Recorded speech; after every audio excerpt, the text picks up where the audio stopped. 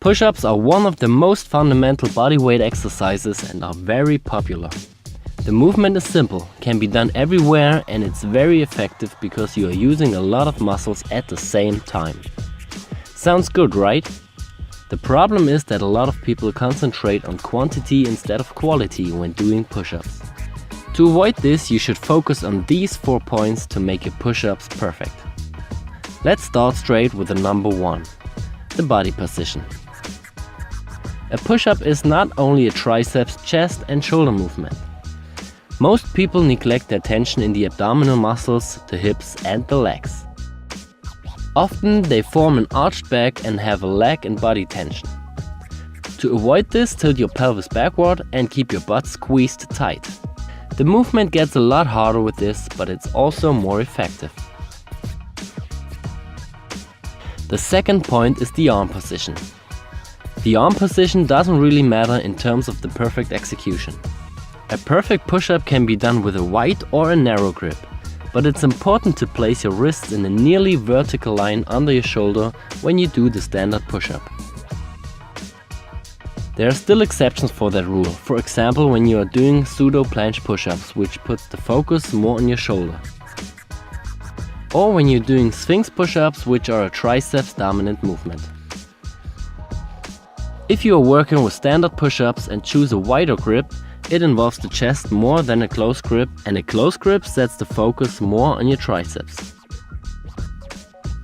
The only thing you should avoid completely are out-flared elbows, because this puts a lot of stress on your shoulder, which can lead to injuries. The closer you place your arms to the body, the more your elbows point backwards. The wider you place your arms, the more your elbows going away from your body, but they still point more backwards than to the side. The third point is the range of motion. This is quite simple, just don't cheat. Go all the way up and all the way down and let your body straight. Don't decrease the range of motion by bringing your head forward or your hips down. The last point is the shoulder blade movement. This is a very neglected point. When you're going down, your shoulder blades come together, and when you're going up, they go apart. You should also focus on pushing them downward instead of upward. But don't forget, there's still difference between a passive and an active way of this shoulder blade movement. If you are too weak in the shoulder girdle, your shoulder blades come together because you are not able to hold your body against the gravity. You can see this especially at the top of the movement. When you are going down, always focus on the tension and an active shoulder blade movement.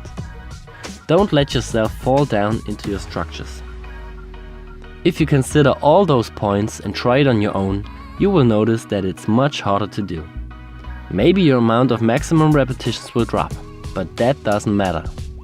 Always focus on quality over quantity, and you will be rewarded with progress and a healthy body. If you have any questions to this topic, just leave a comment. Thank you, Alex.